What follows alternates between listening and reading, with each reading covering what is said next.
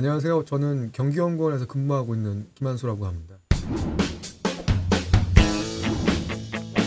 대한민국을 선도하는 경기도. 정책 연구와 개발을 통해 경기도민의 삶의 질을 높이는 싱크탱크 경기연구원.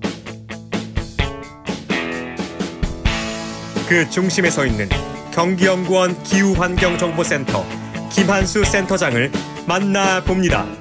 경기연구원은 1995년도에 설립이 돼서 올해로 30주년을 맞이하고 있는 경기도의 싱크탱크 역할을 하는 정책 연구 기관입니다. 경기도와 31개 시군의 다양한 정책 이슈를 다루는 종합 연구 기관으로 기후나 환경, 경제, 문화, 관광, 교통, 행정, 복지 다양한 분야의 연구들을 하고 있는 200여 명이 넘는 조직이고요. 이 연구기관에서는 여러분들이 실생활에서 여러 가지 맞닥뜨려지게 되는 다양한 정책들을 만들고 생산하고 운영하고 있는 기관이라고 보시면 올해 30주년이 된 경기연구원은 앞으로 더 많은 연구와 더 많은 노력을 통해서 시민분들에게 다양한 삶의 질을 높일 수 있는 정책들을 제공하고자 합니다. 그 부분에서 여러분들이 많은 관심 가져주시고 함께해 주셨으면 감사하겠습니다.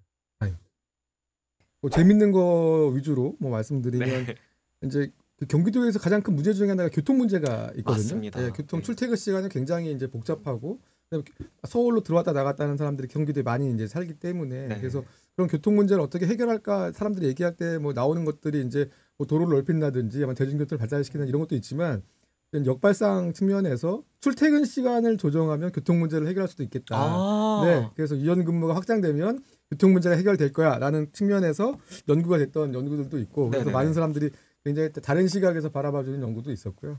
교통 부분에서 저희 연구원에 재밌게 말씀드리면 버스 값을 결정하는 데 도움을 주시는 연구를 하시는 박사님도 계시고요.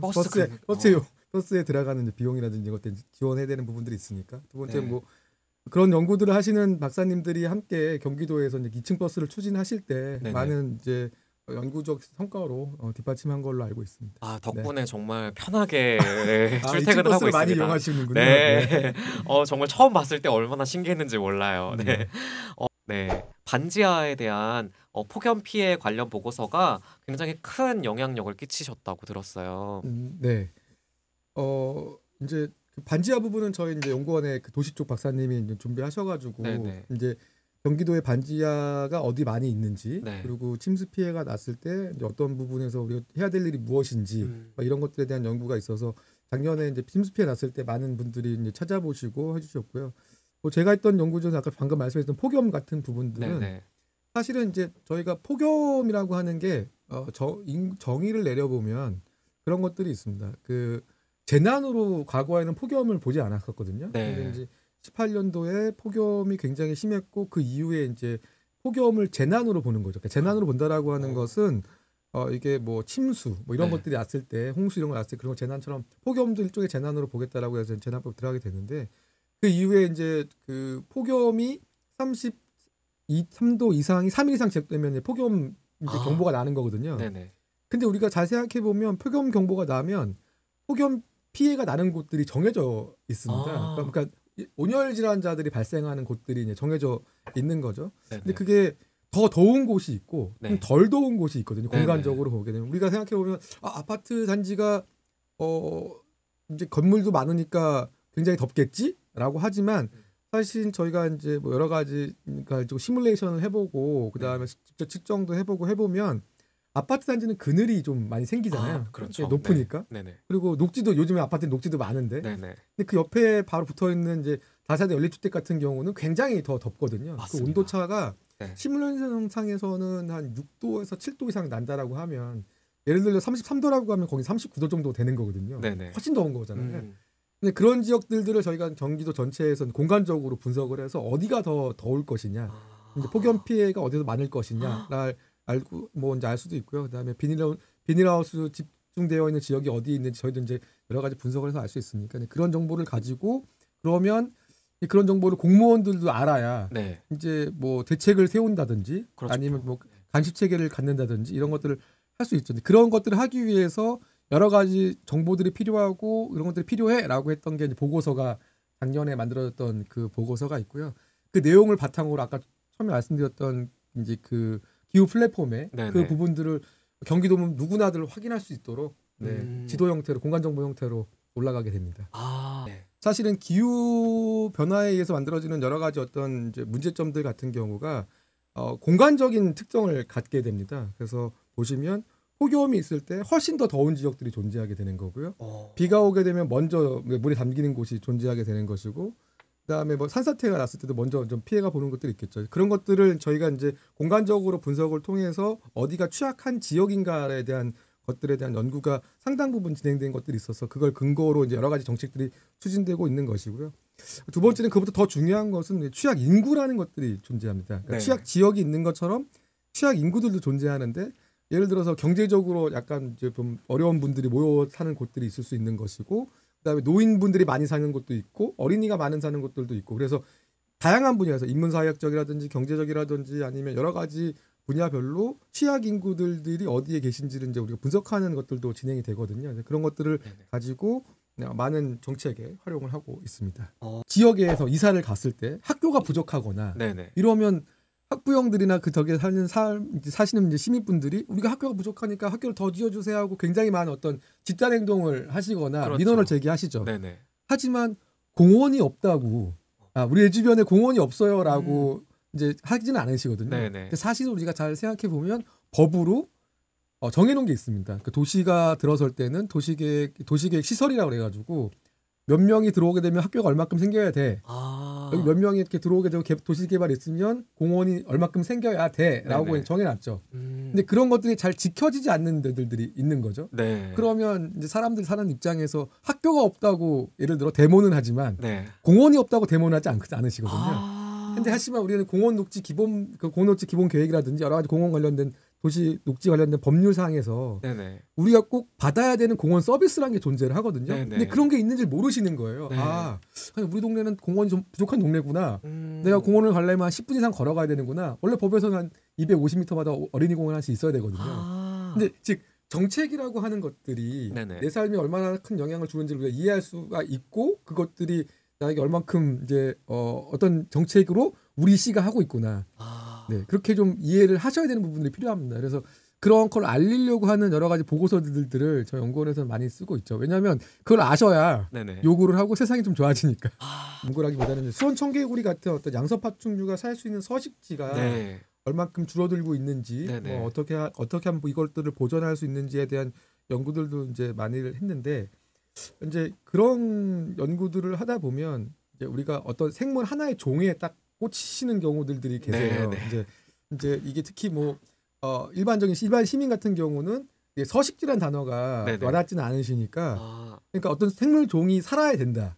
이 생물 나는 꼬마 잠자리가 너무 좋아. 나는 뭐 수원 청개구리가 너무 좋아. 나는 뭐 이제 뭘 보호해야 돼. 막 이렇게 얘기를 하시는데, 그런 친구들을 보호하려면 가장 중요한 게 그 친구들을 보호한다고 보호되는 게 아니라 네네. 그 친구들이 살아가고 번식할 수 있는 서식지 같은 것들을 이제 보호를 해줘야 되는 것들이거든요. 근데 지금 말씀하신 것처럼 수원에서 그런 것들이 좀 줄어든 이유는 당연히 이제 수원에는 옛날에 논들이 많고 밭들이 많았었기 때문에 양서파충류가 살 수 있는 여러 가지 서식지들이 많았었던 거거든요.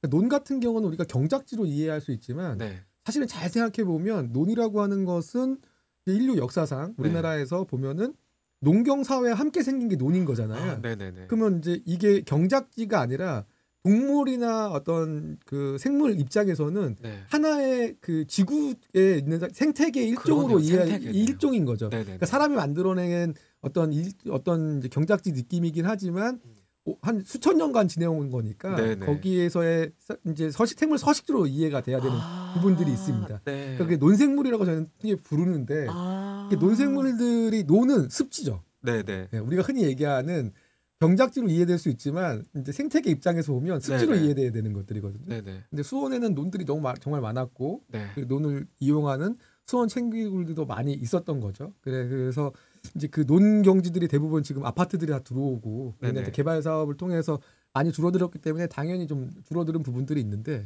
그럼 얘네들 어떻게 보호해야 될 것이냐? 그러면 논을 보호해야 될 것이냐? 이런 고민이 이제 남은 거죠. 그러니까 수원 청개구리의 보호를 고민한다라고 하면 농경지를 보호해야 되는 아, 상황으로 가는 건데 그러면 이제 그 보호할 때 요즘은 뭐 개발업력이 많으니까 네네. 이제 돈 덮어서 이제 아파트들도 들어오고 뭐 네. 여러 가지들도 들어오고 있죠. 그러면 우리가 생각해볼 필요가 있습니다. 이게 생태계 서비스라는 단어를 저희가 좀 많이 사용하는데요. 네네.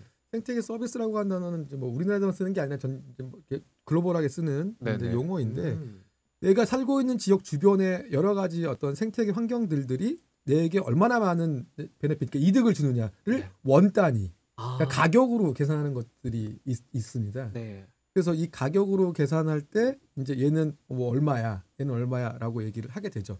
근데 논 같은 경우는 사실 경작지적인 입장에서만 평가가 되니까 네.